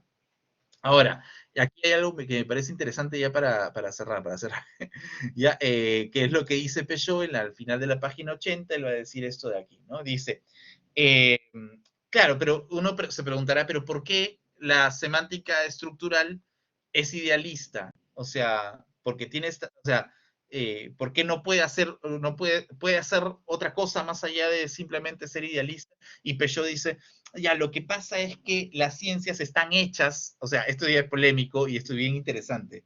Él dice que las ciencias están hechas justamente para encubrir, ¿no? Estos conocimientos científicos disponibles en un momento histórico dado, encubrir el azar, encubrir el acontecimiento, ¿no? O sea, las ciencias son idealistas en la medida en que quieren encubrir justamente esos procesos materiales, acontecimientos del propio corpus, relaciones incidentales, etcétera, ¿no? Las prácticas, ¿no? Los ajustes, ¿no? Eso es lo que quieren cubrir una ciencia idealista, ¿no? Entonces, es lo que, y por eso, cuando uno vive en una ciencia idealista, lo que hace es reproducir, Engels dice o llama necesidad ciega. Una necesidad ciega es, por ejemplo, esto que, ya, vamos a decirlo de una forma muy estúpida, ¿no? Castillo es comunista, ¿no? Eso es una necesidad ciega, ¿no? ¿Por qué? Porque desconoces el estado histórico por ignorancia de los procesos sociales para que te impiden decirle a este señor que es comunista, como el presidente actual del Perú va a ser comunista. No es comunista, pues, ¿no? Pero tú crees que sí porque desconoces o hay un estado de desconocimiento de los procesos materiales, ¿no? O decir, por ejemplo, no, que sí, digamos, creer que en el consumo se resuelven las prácticas sociales, es una necesidad ciega, ¿no? Porque desconoce que hay un proceso histórico, ¿no? Etcétera. Ya, entonces, ahí está justamente el concepto de ideología que está relacionado con ignorancia, ¿no? O sea, ¿qué es la ignorancia? No es un desconocer, es un dejar ver, ¿no? Es un dejar ver, ¿no? Es un dejar ver que en las evidencias del mundo hay verdades, que en la materialidad del mundo hay verdades, verdades evidentes, ¿no? O sea, lo que le interesa a Peugeot es justamente que ustedes vean de que no solamente hay una línea ideológica que ha persistido en el mundo, sino que hay una posibilidad digamos, de entender, es donde está la página 80, por aquí está. Entender de que pues hay un camino distinto crítico que puede hacer, digamos, estudiar la materia o la materialidad del corpus, la materialidad, digamos, del objeto de estudio, sin la necesidad de imponerle un efecto, digamos, formal, ¿no? O formalista, ¿no? De un modelo, ya, de un modelo del discurso, si quieren. Aquí habla de las necesidades ciegas y vuelve a resumir aquí el concepto, ¿dónde está? En la página 81, por acá, ¿no? Y aquí me parece que cierra, y ya con esto cerramos, ¿no? ¿Qué es entonces lo que él va a proponer ya para el siguiente capítulo, ¿no? ¿Qué es lo que él va a proponer para el siguiente capítulo? Y él propone, dice que entender mejor ¿ya? En vez de que esta imposición que lo contingente se subsuma a lo necesario, que es el idealismo, mejor entendamos que existe pues un objeto real que es justamente el lugar de la producción, ¿no? El lugar de la producción del conocimiento. O sea, dicho en breve, no es que tú le tengas que imponer reglas a tu corpus de sentido para poder encontrar el análisis, sino más bien es mirar el objeto de estudio para que el propio objeto te dé las relaciones materiales o las categorías materiales, ¿no? No sé, pues que el corpus te exija. ¿no? Por ejemplo, si uno dice, ¿no? Aquí, vamos a ver acá. Si uno dice, sí, borrada, ya que, por ejemplo, la oposición es la que construye el sentido, esa es tu hipótesis, si tú te vas al corpus y quieres encontrar eso, y dices, sí, aquí hay inferioridad y superioridad, ya. Ya, bueno, eso es esa es justamente la propuesta hipotético-deductiva, esa es idealista, ¿no? No obstante, el materialismo trata de partir del propio corpus y encontrar qué es lo que está pasando en ese corpus, ¿no? Por ejemplo, con modestia, por ejemplo, cuando yo me fui a estudiar el fenómeno del consumo, descubrí que aquí hay 3 relaciones de sentido, no son 2. Entonces, ¿por qué? Porque miré mi corpus y dije, oye, aquí esto no es oposición, ¿no? Oposición no hay acá, sino acá hay otra cosa, entonces tienes que quedarte a mirar. O por ejemplo en la protesta, ¿no? Que me fui a analizar la protesta y no aplico el modelo generativo, sino que digo, mira, aquí hay otra cosa. Acá hay 3 niveles, pero son 3 niveles no distintos al poderoso proceso generativo. Hay 3 niveles que son las prácticas, los espacios y los sujetos. O sea, uno tiene que encontrar sus propias, ¿no? Una materialidad de las reglas, no reglas que son antepuestas, impuestas, diseñadas a priori para ser comprobadas o para poder generar una hipótesis deductiva del corpus de estudio, ¿no? Es lo que dice Peugeot. Entonces, ¿qué propone Peugeot? Ya para terminar, ¿qué propone Peugeot? Propone esto. Dice, él dice esto, podemos a partir de ahora enunciar las tesis fundamentales del materialismo y comentarlas en el dominio que nos concierne. Uno, no es que tú partas del modelo, dice, no, tú partes del mundo exterior, ¿sí? Hay un objeto real, hay un objeto concreto real. Describamos ese objeto del mundo exterior real. La materia existe, señores.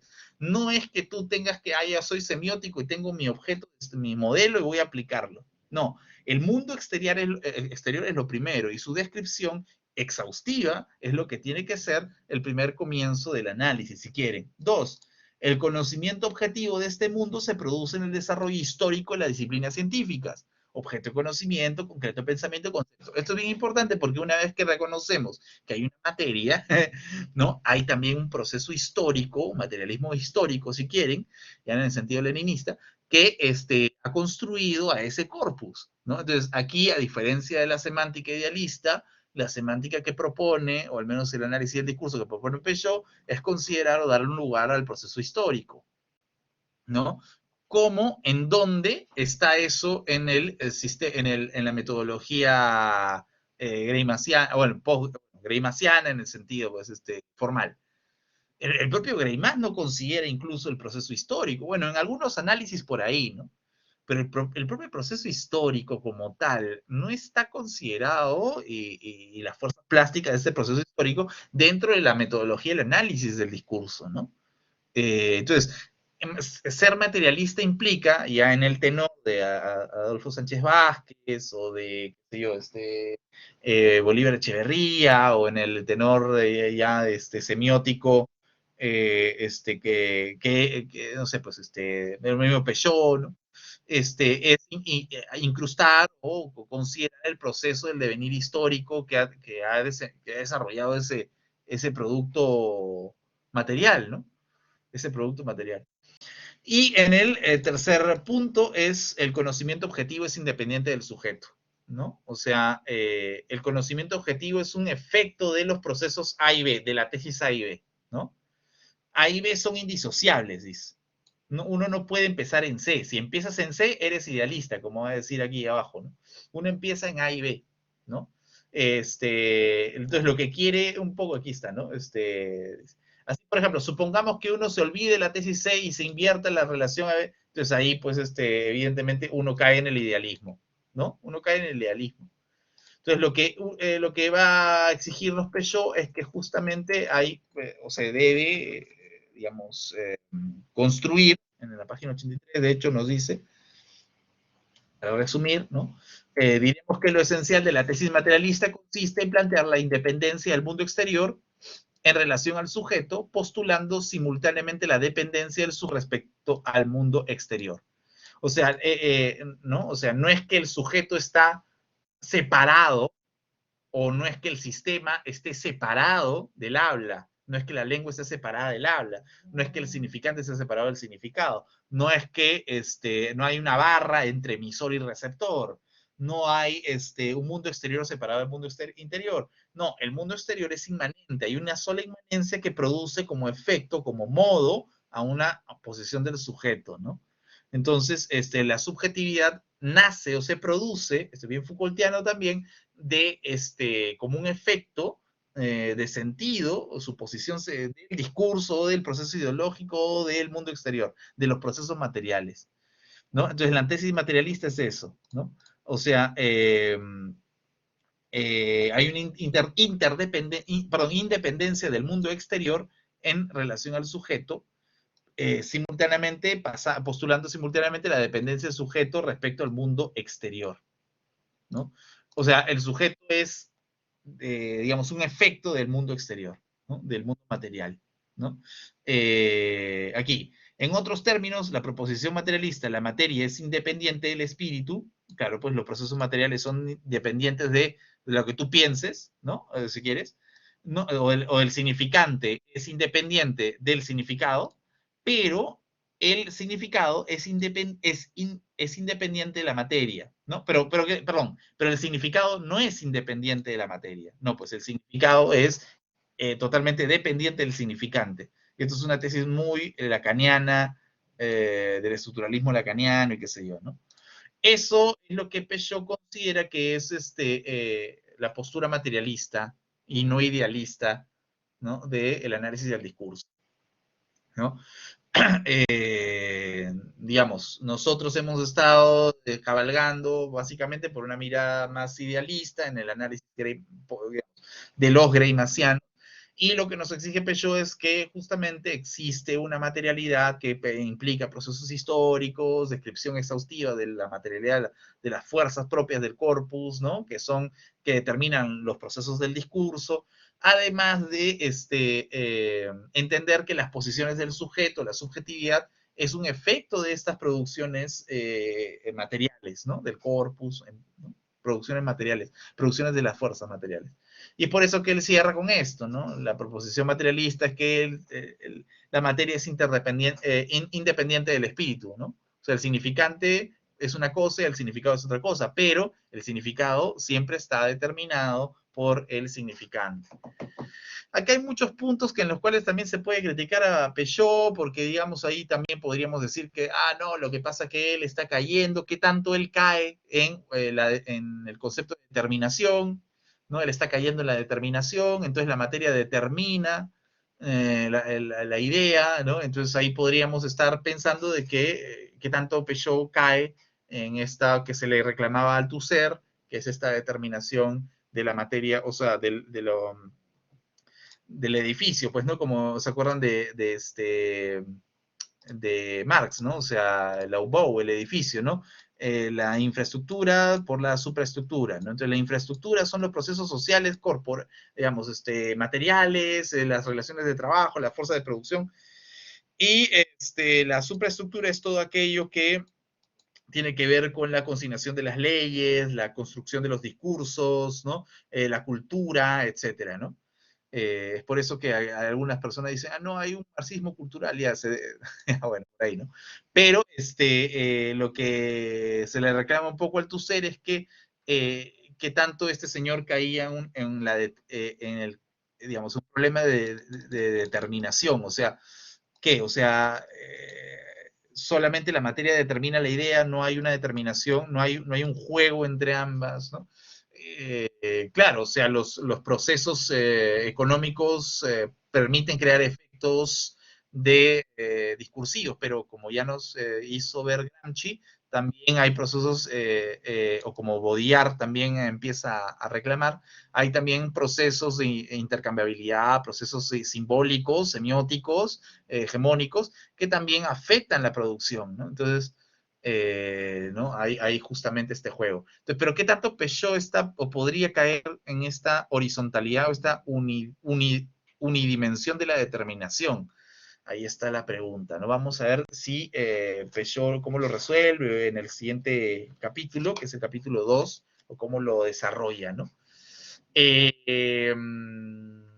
Bueno, no sé si hasta aquí hay alguna pregunta. No sé si hasta aquí hay alguna implicación, alguna pregunta. Está claro. Está complejo, eso es cierto. Está todo claro. Pero ¿Sí? sí, está interesante Solo igual que, lo de... solo que nos hemos saltado un capítulo más. O sea, como que esta última parte ya no había leído. Y sí, ya Ajá. fue un adelanto. Sí, digamos que en el segundo apartado del primer capítulo, ¿no? El segundo apartado del primer capítulo, ahí está mucho más claro lo que él ha querido hacer en el primero, ¿no? O sea, en el segundo apartado, que es este de aquí, ¿no? Está mucho más claro lo que él ha querido hacer en el primer capítulo, ¿no? Que es esta oposición entre determinativo y explicativo, qué sé yo, ¿no? Que aparentemente al comienzo como que uno se extraña y dice, pero ¿dónde sale esto? ¿Qué es esto? Pero creo que poquito a poquito vas leyendo, se va, digamos, orientando la postura de Peugeot con respecto a esta denuncia a la metodología idealista, ¿no? O al proceder idealista, frente pues a la posibilidad de un análisis del discurso materialista, ¿no? Que es lo que él quiere. ¿No? Él quiere eso, un análisis del discurso materialista. Yo espero que ahora con eso ya puedan volver a la introducción, porque aquí hay buenas introducciones de Mara Glossman, ¿no? Y sobre todo estudios preliminares, ¿no? De acá, la problemática teórica altuseriana y las verdades evidentes, ¿no? Aquí hay una cosita que sí, cuando lean estos dos artículos o estos dos estudios preliminares, va a quedar mucho más claro esto de acá, ¿no? Lo que quiere hacer este señor. Ahora, queda la pregunta, pues, ¿no? O sea, Peugeot cae en la determinación, o sea, igual que Althusser, ¿qué hace? O sea, ¿cómo hace Peugeot para... O sea, es un materialismo mecánico, mecanicista, o también hay una interdependencia entre digamos, los efectos materiales y la propia materialidad. Eso ya vamos a ir resolviéndolo en el capítulo 2, ¿no? En el capítulo 2, ¿no? Ya que lo queremos hacer para la próxima semana, ¿no? Queremos leer todo este capítulo 2 de la filosofía del lenguaje y la teoría del discurso. Y aquí ya se va a meter ya más con, o sea, si lo primero fue una especie de estudio preliminar, estado del arte, lo segundo ya va a ser, pues, mucho más ligado, pues, a nuestra expertise, que es la teoría del análisis del discurso. Listo. No sé si alguien tiene alguna preguntilla.